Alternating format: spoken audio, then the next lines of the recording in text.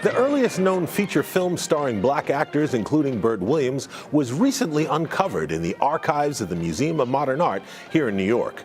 I sat down with Rain Pryor and Priya Sridhar, hosts of the Arise and Shine Breakfast Show, and we asked the museum's curator, Ron Magliozzi, how the film was so well preserved over all these decades. Well, it was in temperature-controlled conditions, and it was a negative, so we didn't know what it was for many years until the mid-'70s when they printed it, and they said, Burt Williams is in this film. It's got a black cast. We're too busy to deal with the restoration of it now. Full identification, we'll put it aside and come up to it later, and that's when I came on. This is a dance sequence that was actually taken from a Harlem musical at the time called the Darktown Follies. You get the whole cast doing this cakewalk. It's an exhibition dance. It's got a bit of voguing in it. It's got a lot. It's very contemporary feeling. Well, you know what's interesting about the cakewalk is it actually came from West African festival dances, like when the harvest came and whatnot.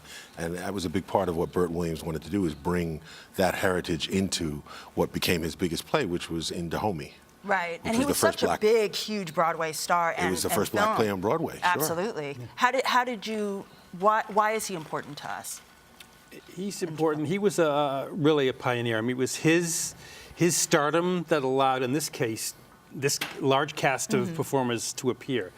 And what was remarkable about the film for me was we had no record. We knew that these performers existed. We knew that there were artists, William Marion Cook, and composers and writers doing, and dancers performing, but we never had a record of it. Now we do.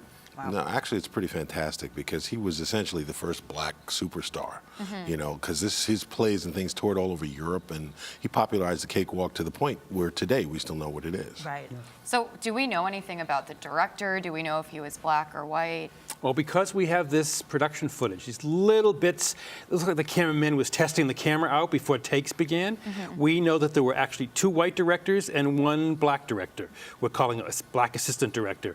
The white directors worked for the white film companies that made the film, and this black man, Sam Corker Jr., was very active in the Harlem theater community, he organized the cast for the film, and he stage manages you can see him stage managing the production and actually directing some of the scenes. Wow. And why did Burt wear blackface? Well, blackface was a convention of the white stage, of the white minstrel stage. Well, actually, it was part of vaudeville. Because at the time, when he was part of a team called Walkers and Williams, and there were a lot of white performers that called themselves coons, as it were, and they billed themselves as the real coons. But because Williams was light-skinned, he had to kind of use that cork makeup and whatnot.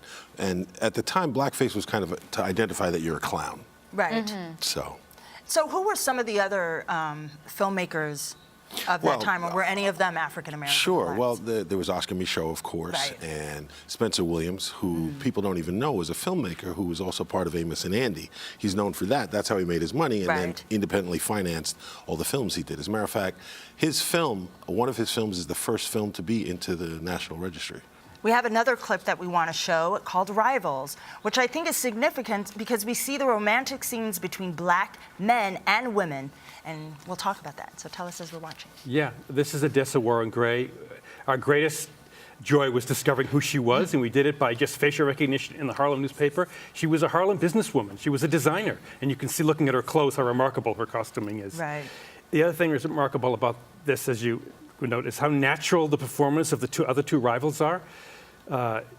It could be today. We actually had a lip reader who attempted to tell us what they were saying. They weren't working from a script, they were working from ad-libbing. But some of the language was as salty as you would use today, and we immediately felt very close to them when we heard what they were saying to each other. So there's a lot of relatability. Yeah. That's really neat. How long did it take to actually restore this footage, to actually get it to look as good as it does now? Well, it was original camera negative, never released, so that's one of the reasons it looks so good. Okay. Discovering identifying what it was really took us 2 years. We actually went around looking for locations. We found locations in Staten Island and New Jersey where the film had been shot. So it was most of it was identifying who the cast members were, figuring out what the film was made of, and it was made really of 2 productions from Harlem: the Harlem production of the Lime Kiln, and then the Darktown Follies that I was talking about. So Ron, it's really fascinating that you were able to go through all of this footage. What were some of the most interesting discoveries that you made about black culture just looking at all of this footage? It was getting to know this community of performers and artists and seeing how they worked, seeing them dancing and seeing the level of achievement that they had, which was the most remarkable thing for us. And we get more and more involved in it. We realized that this film had come from a specific community, a Harlem community that was a very tight-knit, creative community. Yes. They had an arts writer, Lester Walton, who wrote for the New York Age, Wow. who very meticulously criticized what they did and said, this is not advancing our cause, this is advancing our cause, that sort of thing. Wow. So before we let you go, we have to talk about a MOMA's Film Festival to Save and Project. What can you tell us about that? This is our annual Film Preservation Festival. We're proud to be part of it this year. The best preserved films from around the world each year are featured in this 2-week festival. Coming up, You have to take over the business, you have to get married, you have to. African films and television series from around the continent are now accessible across the globe. We talk with popular African actress Juliet Ibrahim about the new streaming service, Africa Magic Go. Next, here on Arise on Screen.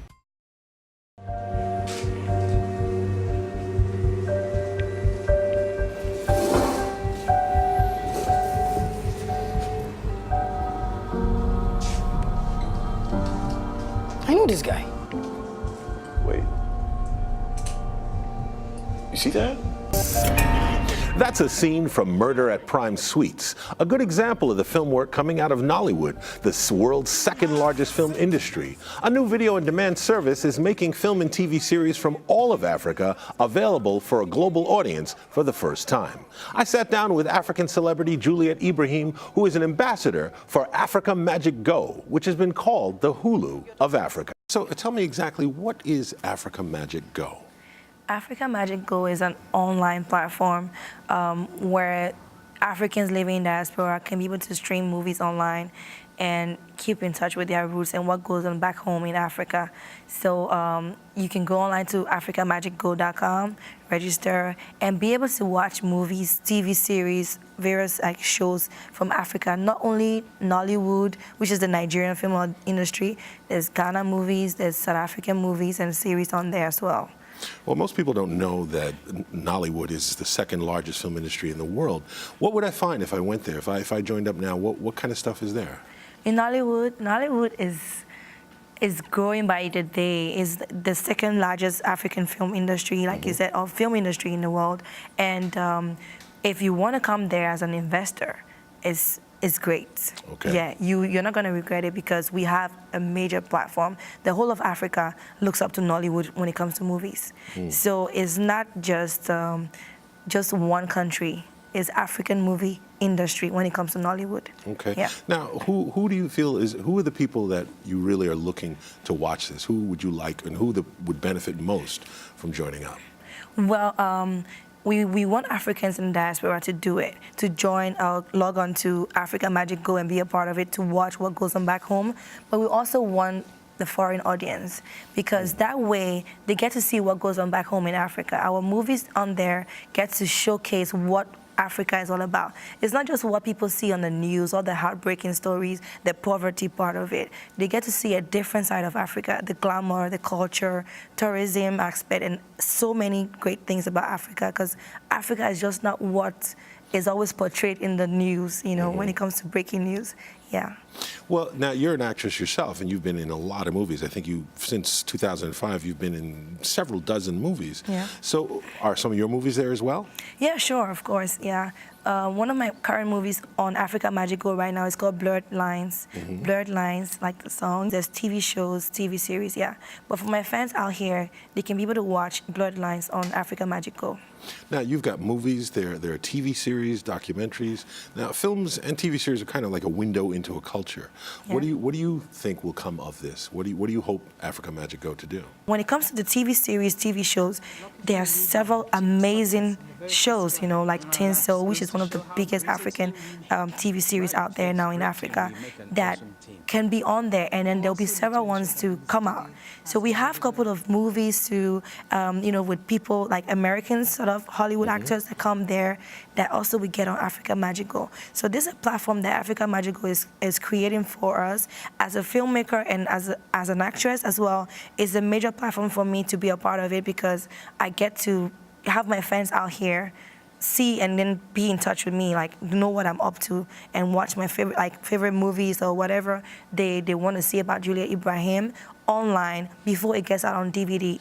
And what's next for you? Do you have anything coming up that you're Yeah, working sure. on? My music video that I just dropped, the song is called It's Over Now, that I've been promoting, and I have an NGO, that the Juliet Ibrahim Foundation, and I have an Ebola awareness video that I'm putting out there to be able to talk more about Ebola and let people know how bad and deadly it is.